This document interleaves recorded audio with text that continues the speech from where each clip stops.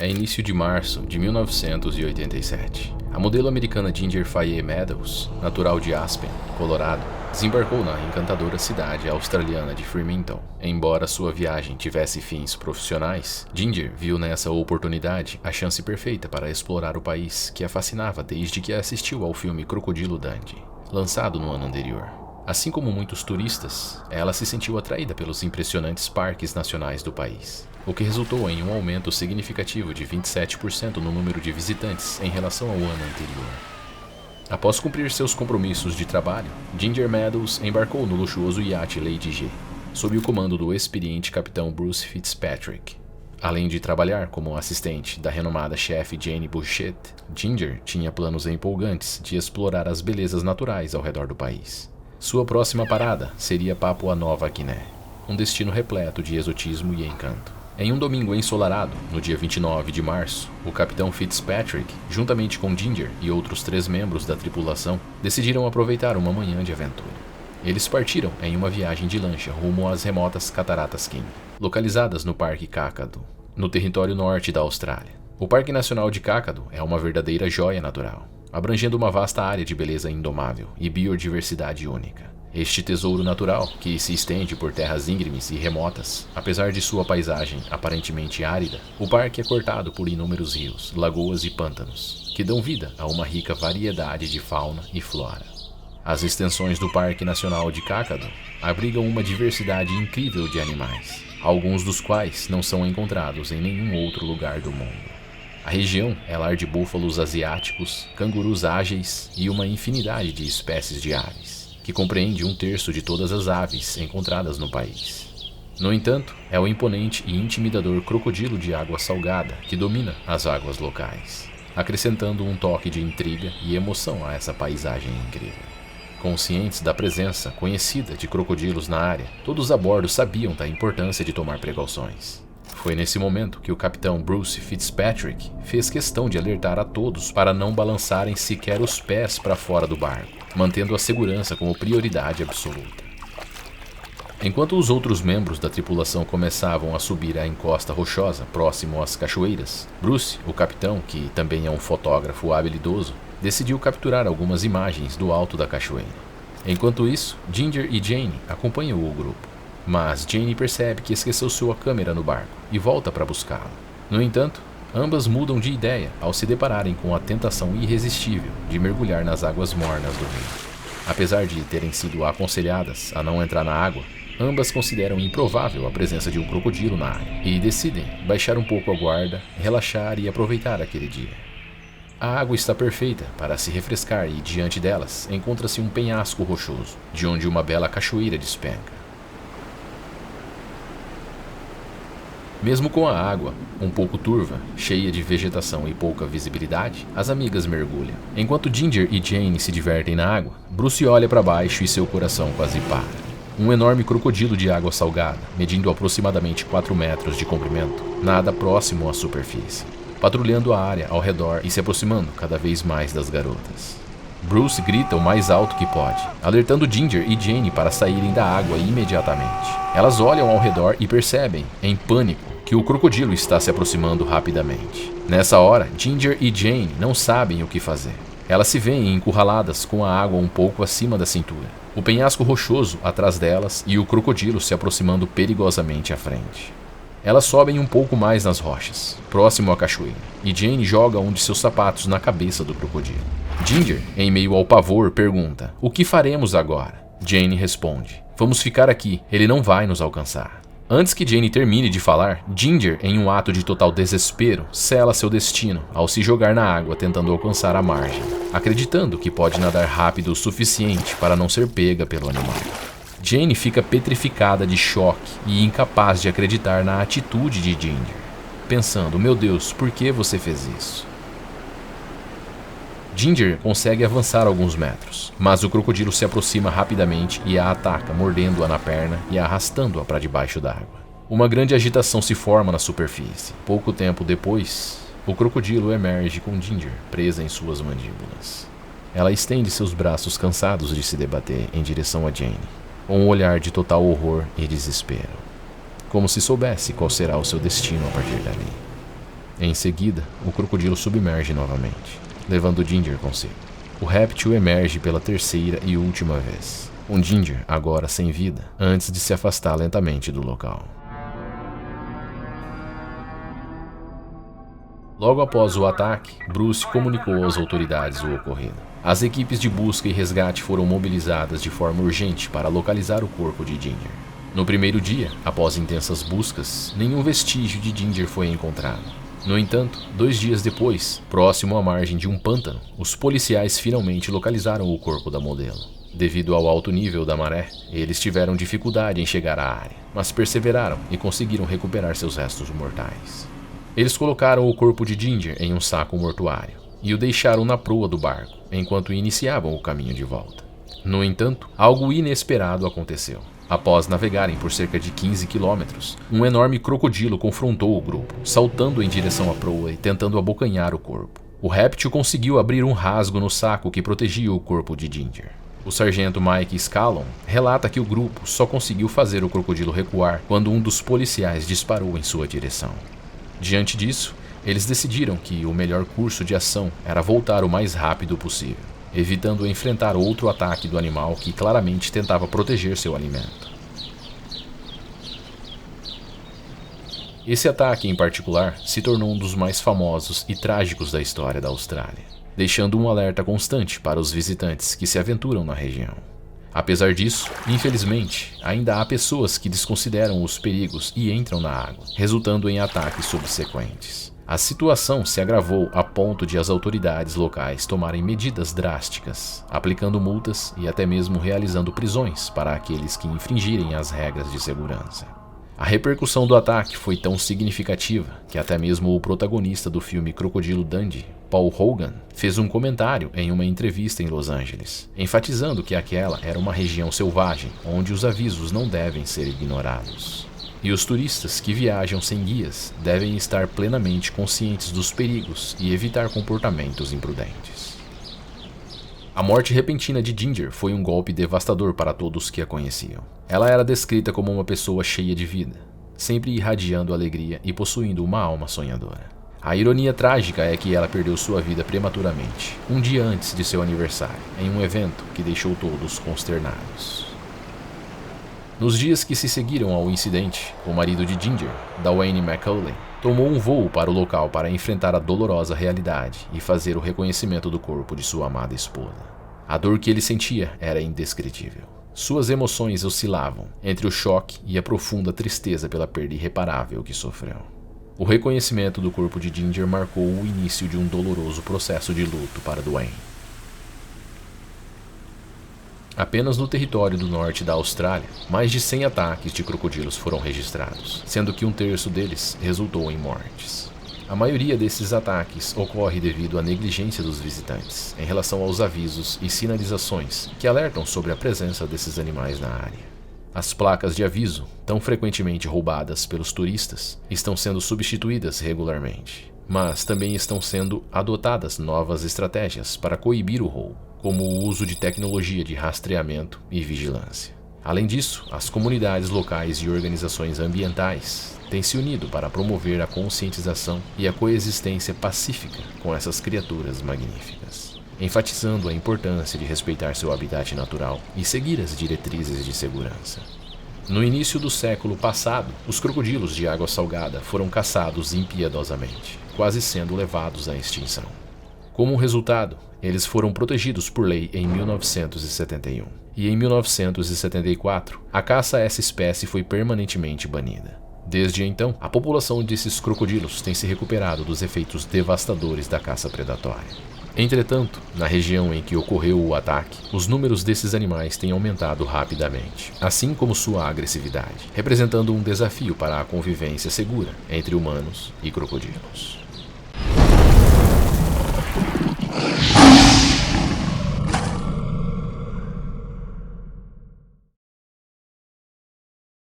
O território norte da Austrália é um verdadeiro tesouro que oferece ao país um apelo infinito e uma beleza ilimitada. Ao adentrar suas fronteiras, os visitantes são agraciados com uma jornada inesquecível, explorando suas deslumbrantes reservas naturais, como o renomado Parque Nacional de Kakadu. Nesse paraíso pré-histórico, onde paisagens deslumbrantes se misturam a uma próspera vida selvagem, a experiência se torna ainda mais enriquecedora. Além disso, o território norte abriga cidades agitadas como Darwin, que se destacam pela sua rica cultura local. Essa região, amplamente populada e verdadeiramente impressionante, supera até mesmo as grandiosas dimensões geográficas, com uma área 2 vezes maior do que a França e 6 vezes maior do que a do Reino Unido. O território norte encanta pela sua magnitude e diversidade. E foi toda essa exuberância natural que conquistou o coração do australiano Bill Scott, um homem de 62 anos, cujo hobby principal é pescar nesse cenário. No dia 7 de julho de 2014, em uma manhã ensolarada de sábado, Bill e sua esposa Rosalind embarcaram em uma viagem para Darwin, rumo ao Parque Nacional de Kakadu, próximo às margens do rio Alligator do Sul. Esse local era familiar para Bill, que o visitava regularmente nos últimos 20 anos. Para Bill e sua família, estar em contato com a natureza é algo maravilhoso, e eles adoram acampar em locais especialmente próximos ao Billabongs, que são lagoas deixadas para trás quando um rio altera seu curso após a baixa das águas durante o período da seca.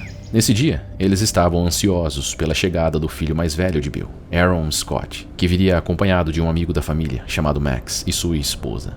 Às 8 da manhã, eles finalmente chegaram ao local escolhido e começaram a montar o acampamento, posicionando-se a cerca de 100 metros da margem do rio. O ar fresco e puro enchia seus pulmões, enquanto o som suave da natureza embalava seus sentidos. Enquanto o sol subia no céu, lançando um brilho dourado sobre a paisagem, Bill olhava ao redor e sentia-se grato por ter a oportunidade de estar ali, rodeado por tamanha beleza natural. A região em que estão acampados também abriga a maior população de crocodilos de águas salgadas do continente, conhecidos pelos australianos como salties. Bill Scott estava ciente da presença desses crocodilos e acreditava que, contanto que ninguém entrasse na água, todos estariam seguros. No entanto, ao contrário do que muitos pensam, os crocodilos são animais inteligentes, que observam suas presas e aprendem seus hábitos, sabendo exatamente onde e quando eles precisam entrar na água. Os maiores crocodilos podem permanecer submersos por mais de 2 horas, e isso pode criar uma falsa sensação de segurança na água. Sua camuflagem é tão eficaz que até mesmo os exploradores mais experientes têm dificuldades em avistá-los. Além disso, essas criaturas podem nadar a uma velocidade de até 32 km por hora, sem sequer criar ondulações na superfície da água, com uma mordida que pode atingir impressionantes 1,6 toneladas. Esses répteis, formidáveis, são caçadores extremamente eficientes e capazes de abater animais de grande porte, como búfalos. A família planejava acampar às margens do rio até a segunda-feira, do dia 9 de julho. Aaron, assim como seu pai, cresceu em contato com a natureza e também apreciava muito o local. Por volta das 10 da manhã, Bill e seu filho, Aaron, prepararam o equipamento de pesca. Nesse momento, não avistaram nenhum crocodilo na água, mas todos estavam cientes de que a área era habitada por esses predadores, e por isso eles mantinham uma postura cautelosa. Para a pesca, eles tinham à disposição 2 barcos de alumínio com cerca de 3,5 metros de comprimento cada um, que pareciam perfeitamente seguros. Após percorrerem aproximadamente 5 quilômetros rio acima, eles começaram a pescar, enquanto observavam grupos de pássaros voando dos topos das árvores. Os homens permanecem no local por cerca de 4 horas e conseguem fisgar alguns peixes de bom tamanho. Por volta das 14 da tarde, eles decidem retornar ao acampamento. Ao atracarem os barcos e descarregarem o equipamento, eles enchem um tanque de 60 litros com água do rio, para uso posterior no banho, evitando assim a necessidade de entrar na água. Bill estava na popa de seu barco, coletando água com um balde, sem ter ideia de que cada movimento seu estava sendo observado de perto. A agitação na água, bem como o cheiro dos peixes, chamou a atenção de um imenso crocodilo de aproximadamente 4,6 metros, e que agora está com toda a sua atenção voltada para Bill. O crocodilo submerge lentamente, aproximando-se silenciosamente, enquanto Bill continua a coletar água despreocupado. No entanto, o perigo está prestes a se desencadear, e a tranquilidade do momento substituída por uma luta pela sobrevivência. Bill estava completando o enchimento de um balde e passando-o para Rosalind, que estava na margem, quando num momento terrível, ele se abaixou para pegar o balde e o crocodilo saltou da água sob a popa do barco, fechando suas mandíbulas no braço esquerdo de Bill. Num movimento único e violento, o crocodilo lança-o para fora do barco. O ataque é tão rápido e preciso que Bill não teve tempo de gritar por socorro. Roslin assiste horrorizado enquanto a água ao redor se agita e o crocodilo rola com a barriga para cima, antes de desaparecer, deixando um rastro de sangue na superfície. Ao ouvir os gritos de sua mãe, Aaron corre para descobrir o que está acontecendo. Aaron, sem pensar no perigo, entra na água até a altura dos joelhos e chama por seu pai, na esperança de ouvir uma resposta, mas foi em vão. Ele grita de desespero enquanto vasculha a água, até ser obrigado a aceitar o terrível destino do seu pai. A única coisa que ele viu foi uma enorme cauda de crocodilo se afastando ao longe. Aaron então pega o barco e circula a área, esperando que seu pai se libertasse das mandíbulas do crocodilo e emergisse na superfície. Mas, após longos e angustiantes minutos, ele perde as esperanças. Mais tarde, o corpo de Bill emergiu na superfície, com o rosto virado para dentro da água. Roslin tentou ligar o motor do barco sem sucesso e, em seguida, decidiu usar os remos. No entanto, quando olhou novamente, o corpo de Bill foi puxado pelo crocodilo de volta para as águas turvas. Sem alternativas, Aaron chamou as autoridades e relatou o ataque.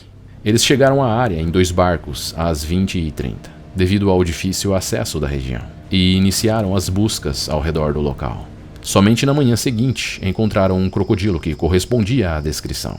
O policial Ray Rogers atirou e matou o crocodilo, cujo corpo foi recuperado. Após a autópsia, descobriram o corpo mutilado de Bill Scott, pondo fim à angústia de seus familiares, mas sem diminuir a dor da perda de um ente querido.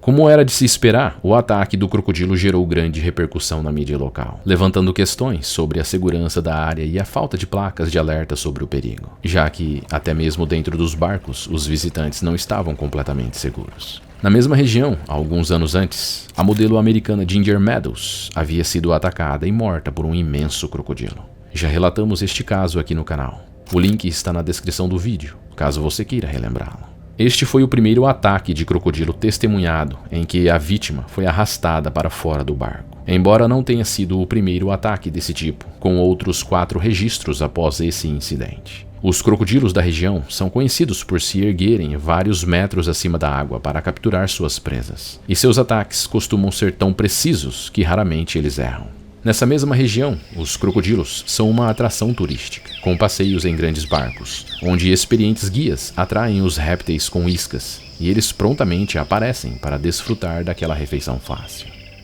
A esposa de Bill, Roslin, disse depois em uma entrevista: "Esse lugar aonde a gente estava era um pouco mais afastado do rio principal. Era um lugar que nós já frequentávamos há 20 anos, e as crianças adoravam. A gente não percebeu nenhum sinal da presença de crocodilos perto do rio." Aaron Scott também teria declarado à mídia: "Eu corri para a água para tentar ajudar. Eu não sabia o que fazer. Eu fiquei parado na água, gritando: 'O que eu faço? O que eu faço?' Não tinha como ajudar. Meu pai nunca voltou." Finalizou ele.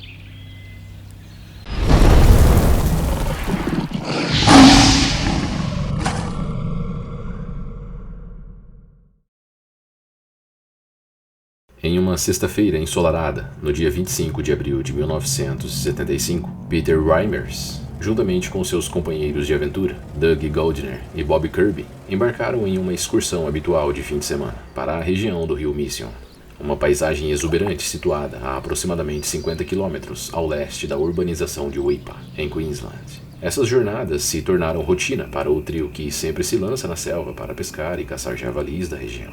Com o amanhecer, eles estacionaram em seu local de acampamento habitual. Enquanto Doug e Bob prontamente colocavam o barco na água, animados para visitar seu ponto de pesca predileto, Peter decidiu tomar um rumo diferente. Ele planeja explorar um novo território com seu fiel Land Rover, deixando um pedido para que seus camaradas reservassem para ele um pouco do peixe que pescassem. Peter então aventurou-se pela vegetação rasteira. Peter é um aventureiro experiente e possui um conhecimento íntimo da região. Suas temporadas de caça, que se estendem por muitos anos, renderam-lhe inúmeros javalis nesse território. Ele estaciona seu 4x4 e faz seu caminho por uma trilha bastante usada pelo gado, que corre ao longo de um riacho. Ele penetra alguns quilômetros na floresta pantanosa e instala-se ao pé de uma árvore de chá. É nesse ponto que ele se acomoda e faz seu poleiro. Simultaneamente, em uma parte camuflada pela vegetação, apenas alguns metros distante, outra criatura está se preparando. Ele já esteve ali antes, estudando detalhadamente sua presa ao longo das semanas passadas, registrando cada movimento, internalizando comportamentos e padrões. No entanto, sua atenção não se volta para os javalis selvagens. Seu foco está em Peter, que agora se encontra perigosamente próximo à margem do riacho. Peter, sem saber, passou de caçador a caça. Peter permanece na base da árvore durante horas, porém sem sinal algum de vida selvagem. Ele começa a questionar a si mesmo sobre a estranha ausência de animais, principalmente em um local que, no passado, sempre lhe fora tão próspero. Efetivamente, ele não consegue perceber a presença de qualquer criatura, como usualmente ocorreria. O lugar parece estranhamente deserto. Talvez os instintos afiados da fauna local os tenham alertado para uma ameaça que Peter não consegue ver. Conforme o sol se move, a temperatura do dia cresce e Peter começa a suar. Os termômetros estão apontando 32 graus Celsius e o ar saturado de umidade na mata pantanosa torna a respiração ofegante. Peter se levanta do seu local de espera, ação que o predador impassível aguardava, antecipando intuitivamente o que Peter estava a ponto de fazer.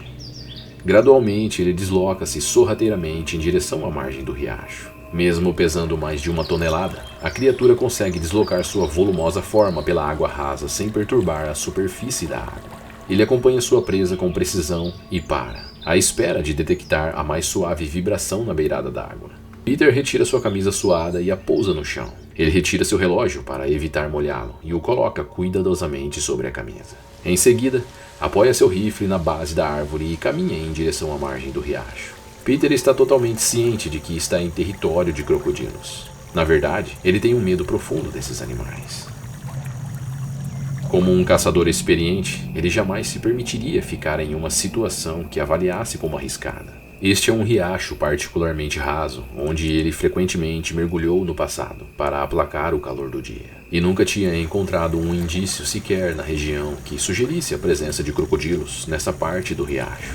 Ele adentra na água tranquila e superficial, com um sentimento de total conforto e familiaridade. Peter dá apenas alguns passos dentro do riacho quando, de repente, a água à sua frente se revolve e explode em um turbilhão de movimentos. Uma figura sombria e imensa dispara para frente. Sua boca, escancarada, revela dentes reluzentes e afiados. Peter dá alguns passos em uma tentativa desesperada de retornar à margem e pegar seu rifle, antes de sentir as mandíbulas letais do animal pré-histórico fecharem-se firmemente em torno de suas pernas. Peter empreende uma batalha feroz contra a criatura, mas sua resistência é ineficaz perante a magnitude e a força avassaladoras desse crocodilo. Mesmo com uma perna traseira e uma parte considerável de sua cauda faltando, o réptil é capaz de arrastar o experiente caçador pelas águas sem dificuldade, retornando à lagoa repleta de algas, onde mergulha, levando o homem firmemente preso em suas mandíbulas poderosas. Ambos somem sob a superfície do riacho e a paz e a quietude retornam ao cenário. Quando a esfera solar começa a descer no horizonte australiano, Doug e Bob voltam ao acampamento com as pescas do dia, esperando encontrar Peter, já instalado ao lado da fogueira crepitante, com uma cerveja gelada nas mãos, aguardando pelo banquete de peixe. Contudo, ao invés disso, nem Peter nem o Land Rover haviam regressado ainda. Cientes de que já está muito além da hora em que Peter normalmente encerraria sua caçada, os dois amigos vão para a região que sabem ser o ponto de caça predileto de Peter, acreditando que talvez ele tenha conseguido um javali e necessitasse de auxílio para carregar o animal para fora da densa vegetação.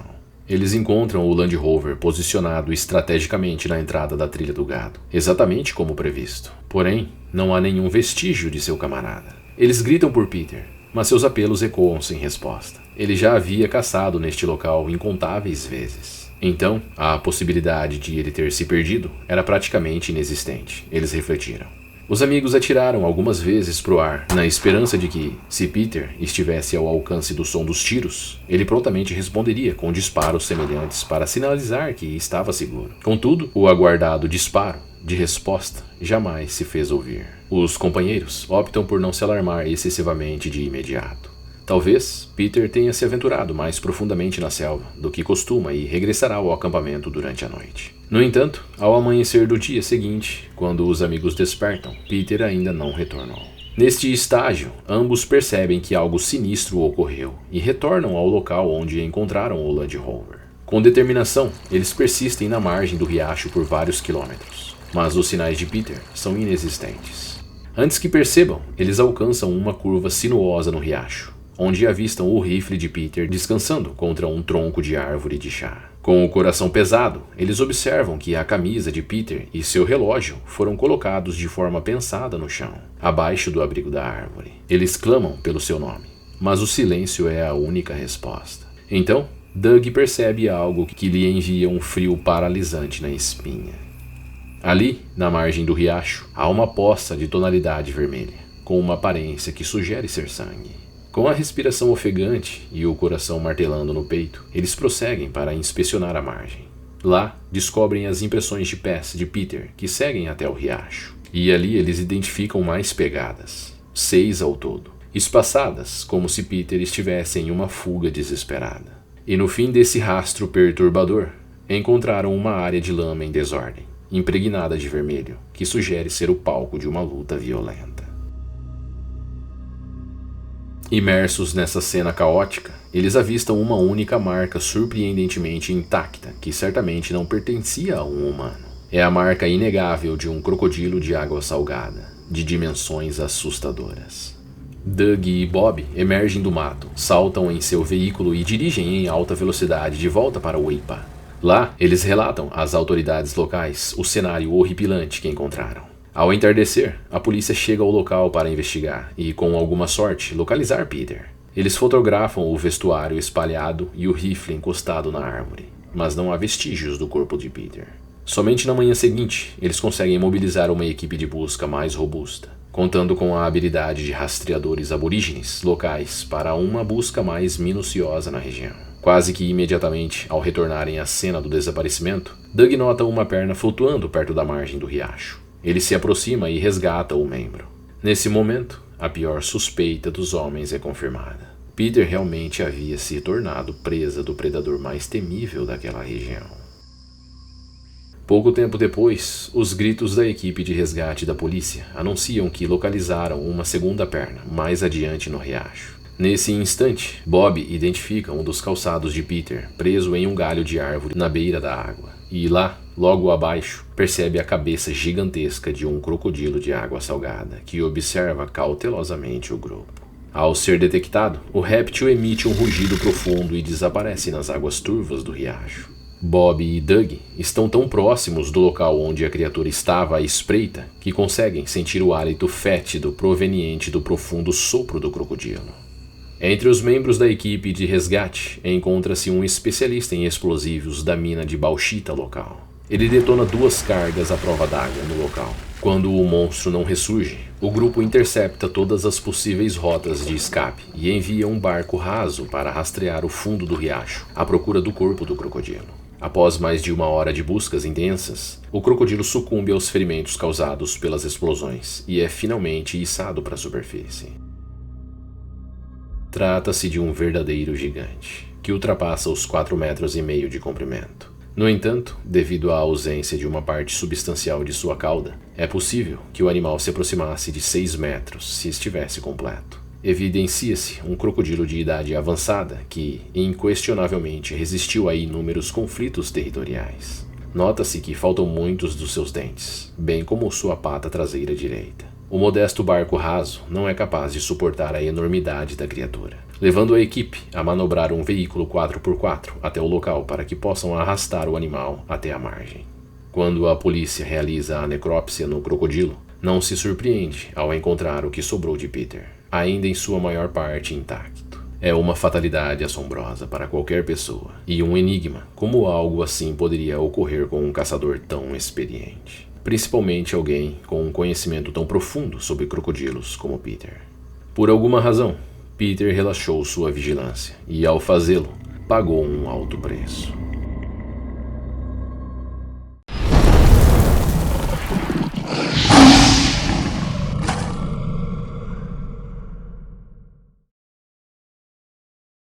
A vastidão da região amazônica, no norte do Brasil, é um lugar verdadeiramente mágico e fascinante, que há séculos encanta o mundo inteiro. Não é à toa que é considerada a região de maior biodiversidade do planeta, um tesouro natural inigualável. Suas florestas exuberantes abrigam uma infinidade de espécies de plantas e animais, muitas das quais são exclusivas desse paraíso verde. A aura mística que envolve a Amazônia é um convite à imaginação e à criação de contos e lendas que se entrelaçam com a rica cultura dos povos indígenas que habitam essas terras há milênios. É um lugar onde a natureza parece ter sido desenhada por mãos divinas, e a cada criatura que encontra morada ali possui uma história única e fascinante. No coração dessa região majestosa corre o poderoso rio Amazonas, um curso d'água imponente que corta a floresta como uma serpente prateada. Seu tamanho colossal abriga a maior reserva de água doce do planeta, alimentando toda uma rede complexa de vida e criando um ambiente propício para a biodiversidade única da região.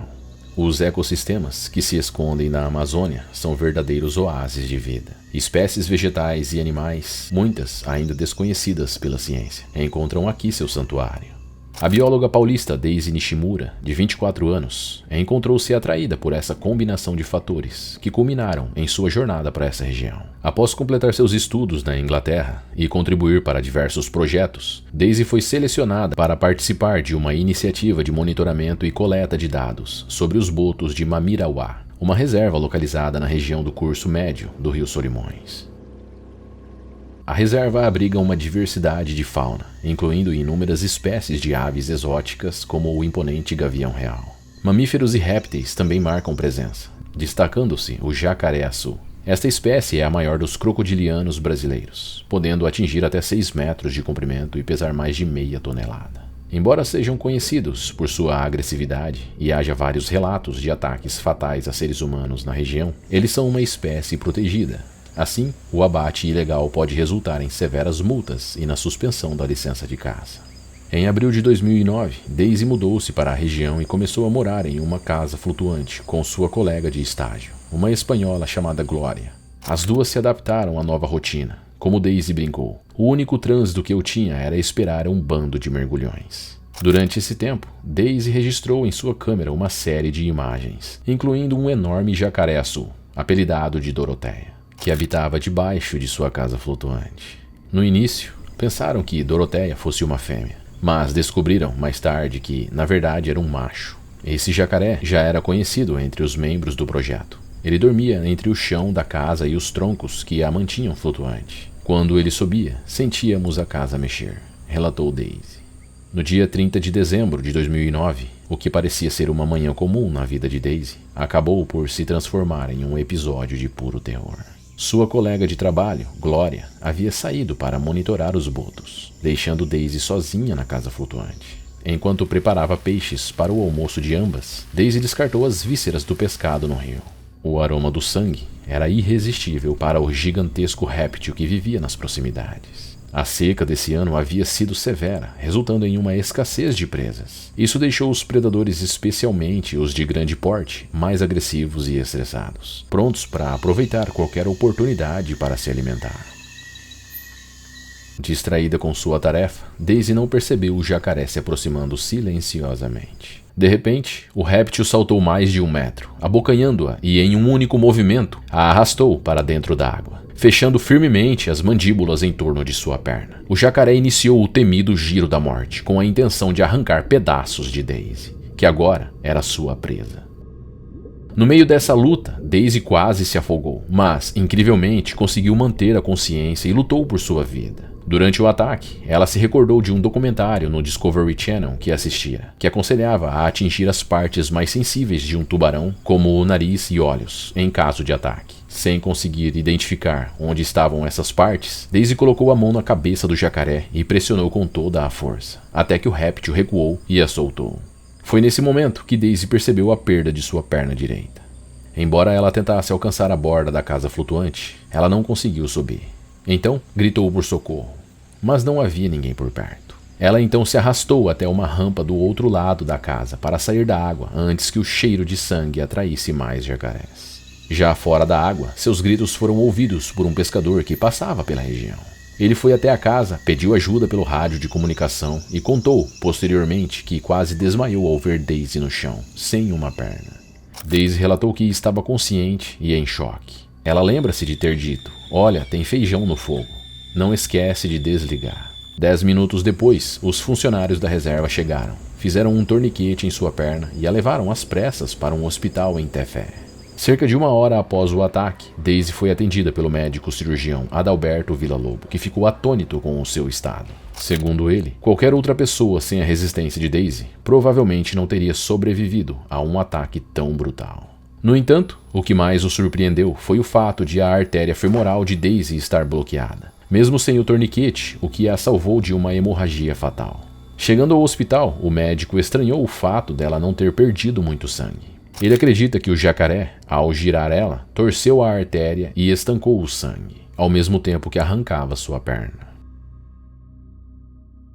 A notícia do ataque se espalhou rapidamente pela região, despertando preocupação entre os moradores. Determinados a garantir a segurança de todos, eles prontamente agiram e caçaram 7 jacarés próximos da casa flutuante. Felizmente, eles conseguiram recuperar a perna dela, e durante a investigação, descobriram que o animal agressor era Doroteia, um jacaré macho que até então todos acreditavam ser fêmea.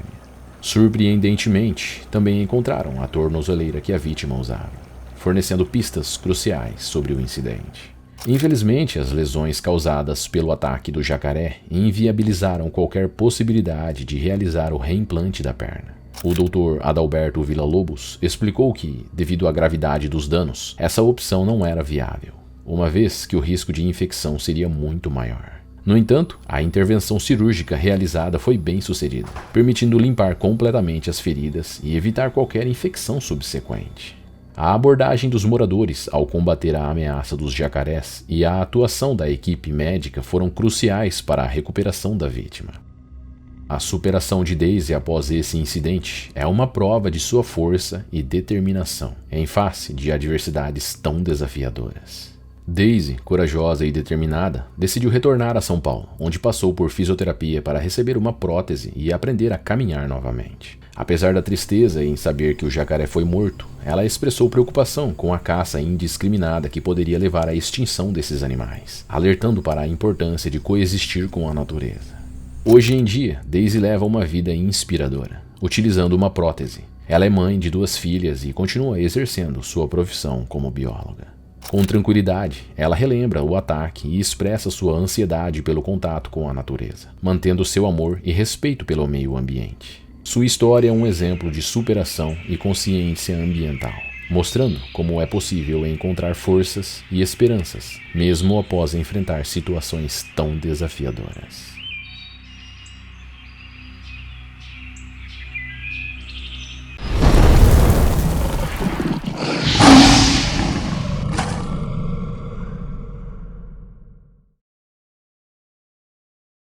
A vida do jovem Paul MacLean, como descrita pelas pessoas que o conheciam, foi uma celebração de paixão, dedicação e curiosidade. Uma estrela em ascensão. Ele já tinha conquistado seu espaço como jornalista do renomado Financial Times e em todos os corações daqueles com quem cruzou.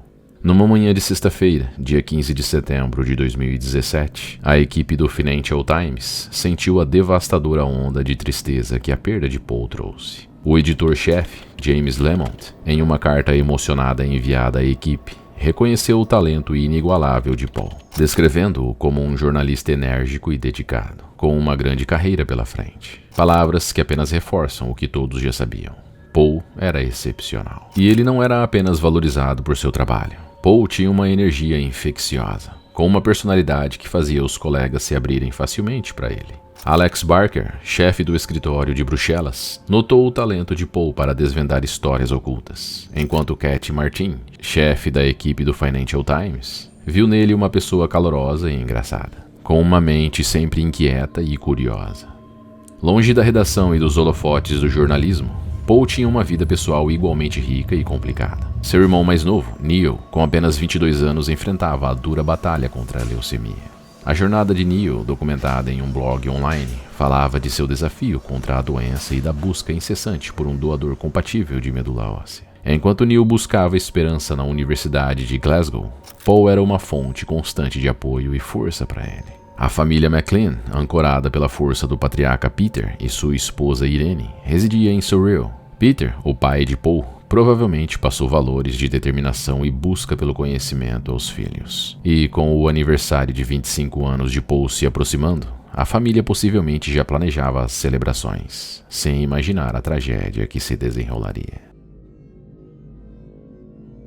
De férias no Sri Lanka, Paul e seu grupo de amigos escolheram se hospedar no Green Beach Hotel, uma hospedaria charmosa localizada a uma curta caminhada da pitoresca baía de Arugan.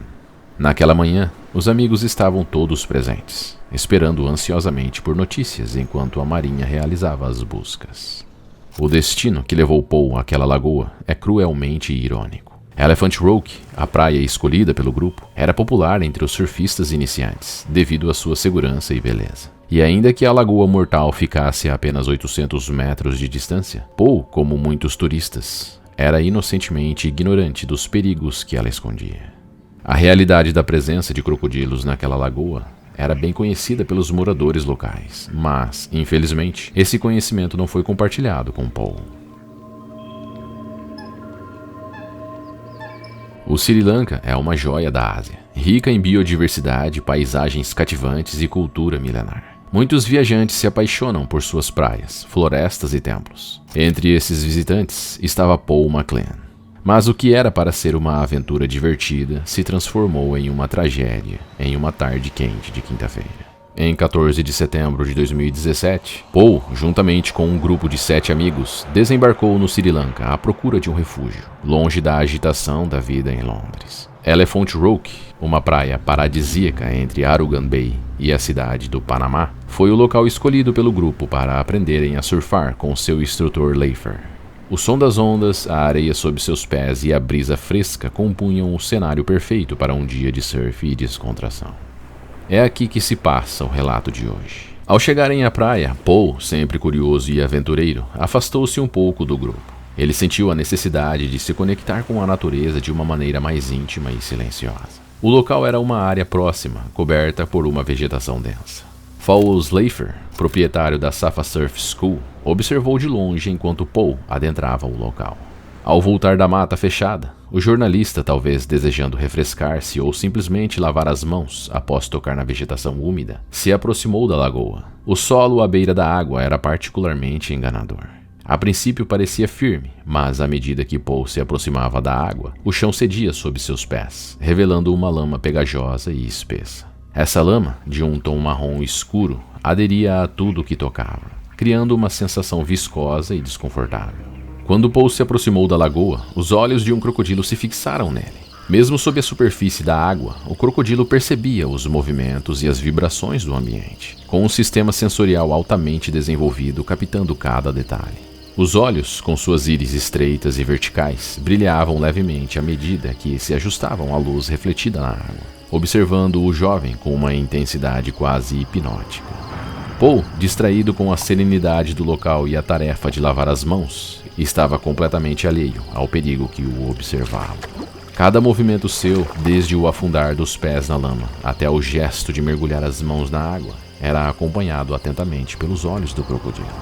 Com o foco total em Paul, o crocodilo se aproximou sorrateiramente, se aproveitando da cobertura da lama e da vegetação aquática, aguardando o momento perfeito para emergir em uma explosão de força e precisão.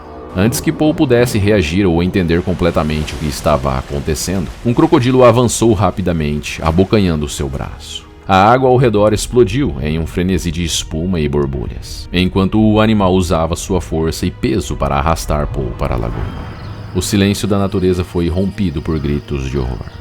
Leifer, que estava a alguns metros de distância, estava perdido em seus pensamentos quando um grito de um pescador o trouxe de volta à realidade. Ele olhou para a lagoa e, para o seu horror, percebeu o que estava acontecendo. Sem hesitar, ele correu em direção à água, guiado pelo desespero e pela esperança de ajudar. As palavras do pescador ecoaram em seus ouvidos. Um crocodilo havia puxado o turista Paul para debaixo d'água. Então, um breve vislumbre de um braço emergindo, um último sinal de vida. E, em seguida, silêncio.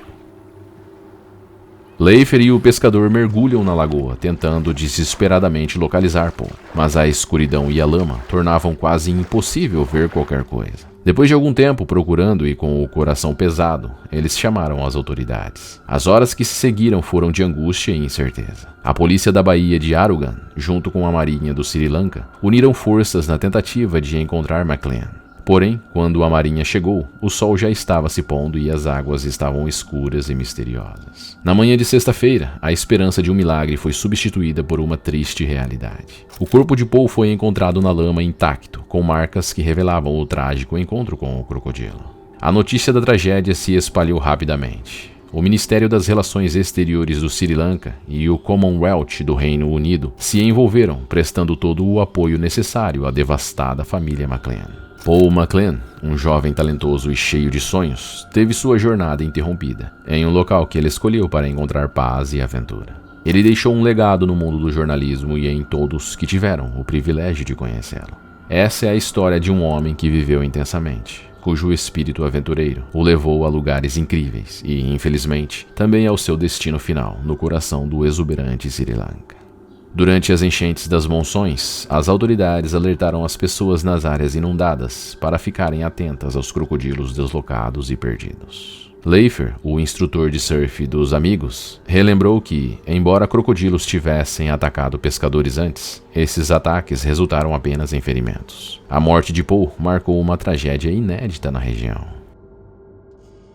Se este vídeo despertou seu interesse, sugiro que clique em um dos links que estão sendo sugeridos para você neste momento. Lá você vai encontrar vídeos tão bons quanto este. Obrigado por me acompanhar até aqui. Te vejo no próximo ataque.